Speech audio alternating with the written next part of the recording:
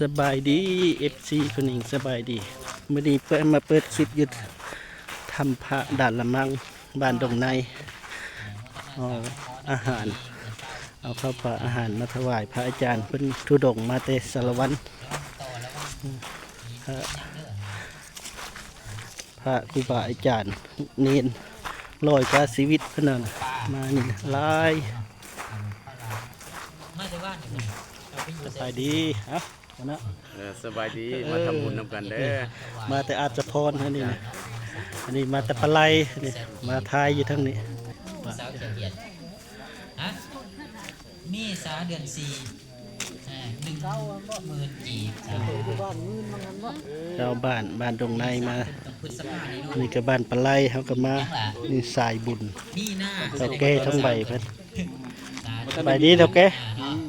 สิเป็นกีบ เอาบุญนำกันเด้อ ชมพู่ตัวนี้ หูข่าวว่าเพิ่นมาฮอดจุดเส้นไซแล้วมาฮับเพิ่นเนาะ 100 บาทแล้วก็ไปอินเดียนั่นเองเนาะ100 บาทสาธุ ครูบา โอ้ตัวนี้ไปจำศีลนำไปอินเดียนำ100 บาทแล้วก็หอมสาวมอนอีก100 บาท เพิ่นทุดงมาตั้งแต่ได้หลายหั่นแหละหลายมื้อ10-20มื้อนะทุดง ไปก่อนไปจำศีลเนาะยังไปทางไงไปไหนวันนี้ไง ไปอันนี้น่ะไม่นิ่งมัวเลยแหละนี่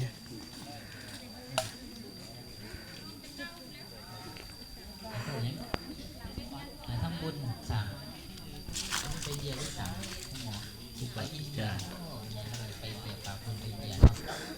เอาข้าวปลาอาหารมาถวายพระอาจารย์ กอง1 3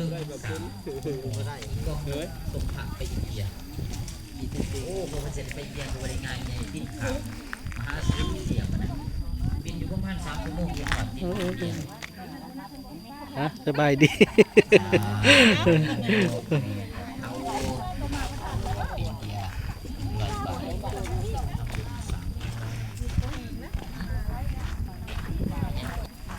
ในวันมาส่งเป็นเดือน50 กีบไปแล้วก็ให้คนตั้งใจ ขึ้นมาหอมหนึ่งกันลงไปเอาโต๊ะมาอีกวางฮะนี่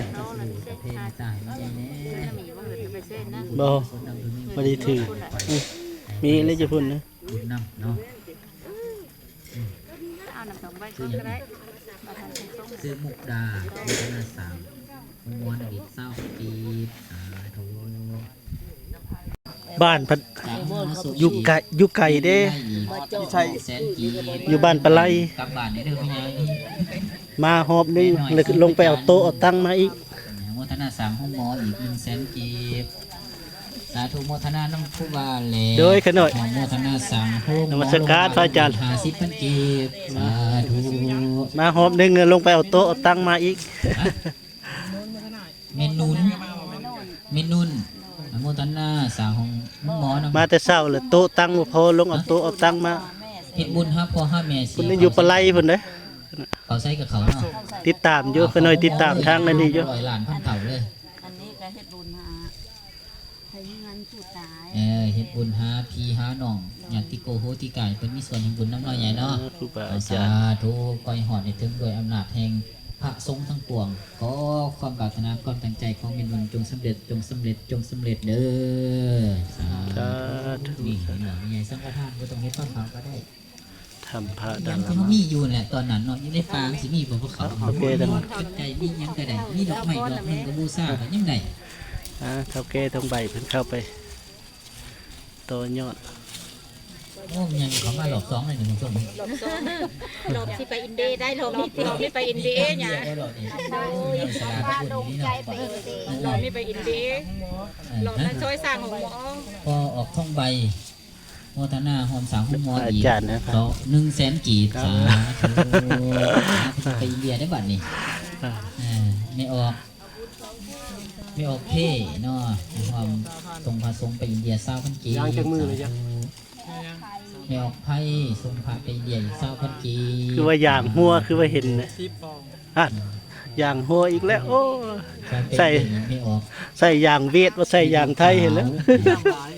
100 บาทสาธุไปอิน เดียเพิ่นใช้บ่ได้ดอกเงินกีบมันยังต้องเปลี่ยนเป็นเงินบาทได้อยู่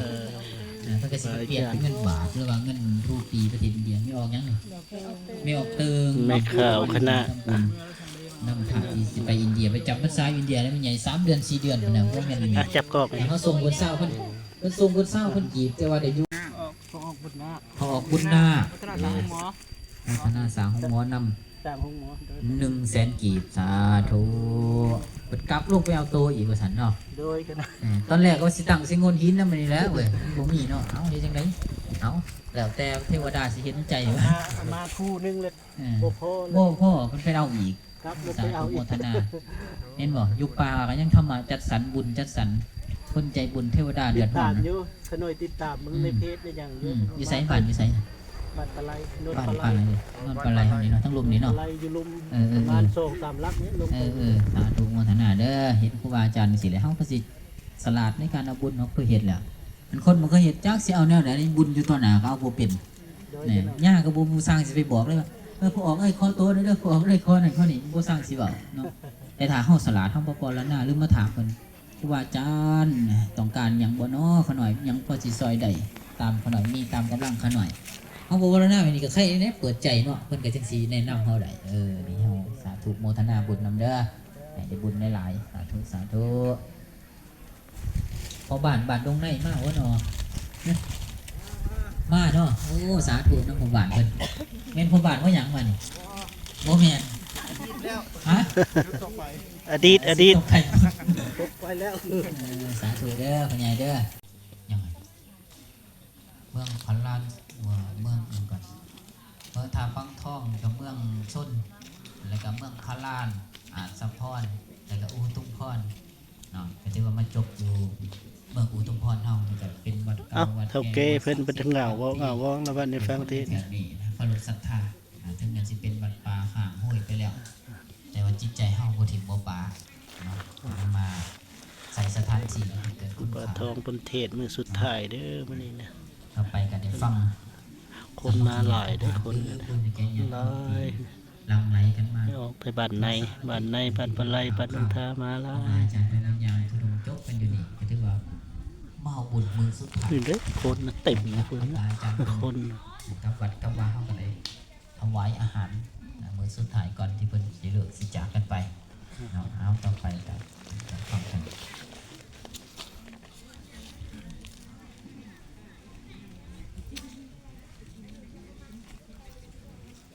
นะโมตัสสะภะคะวะโตอะระหะโตสัมมาสัมพุทธัสสะนะโมตัสสะภะคะวะโตอะระหะโตสัมมาสัมพุทธัสสะนะโมตัสสะภะคะวะโตอะระหะโตสัมมาสัมพุทธัสสะขอนอบน้อมแด่พระผู้มีพระภาคเจ้าผู้เป็นบรมครูของเทวดาและมนุษย์ พระ ทั้งห อาจา ลาร ย์ ย เพิ่นให้พร ขอนอบน้อมแด่พระธรรมและพระสงฆ์ด้วย การพอออกไม่ออกขึ้นมาต้อนรับครูบาอาจารย์อยู่ในถ้ำพระด่านละมังบ้านดงในคนหลายได้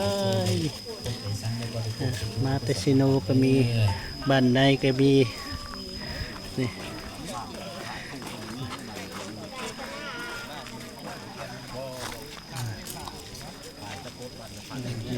ถวายอาหารให้ครูบาอาจารย์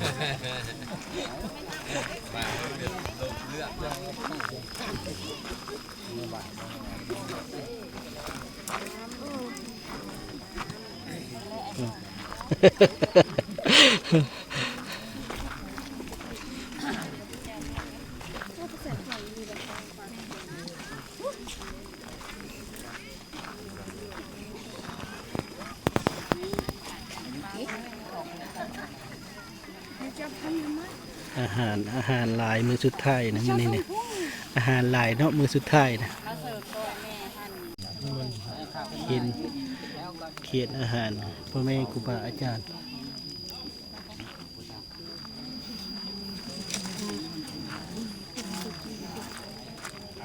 เอาเขาไปจับเอาไหมอันนี้ก็ได้บ่ เตรียมทงเตรียมถ้วยให้พ่อ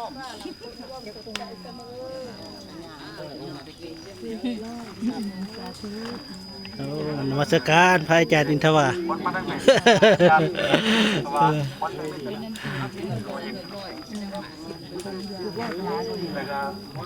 ครูบา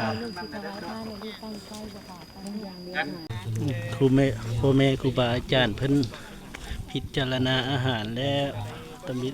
เช้ามาก็ฟังเทศน์ฟังธรรมแล้วฟังเทศน์ฟังธรรมก็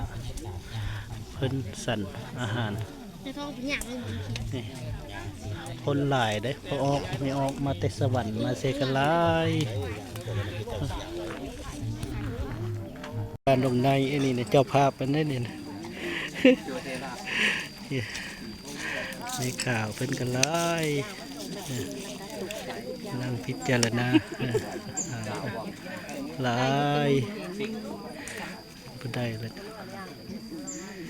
อยู่หน้าลานพระใหญ่ทำพระบ้านตรงไหนมือนี้นี่เป็นมือสุดท้ายของเพิ่นจาริตทุดงค์มาพอออกไม่ออกในบ้านหลายได้มันยนต์ห่มยนต์อันนี้ดีเกิดโบเดสบันไดไม่นี่นะ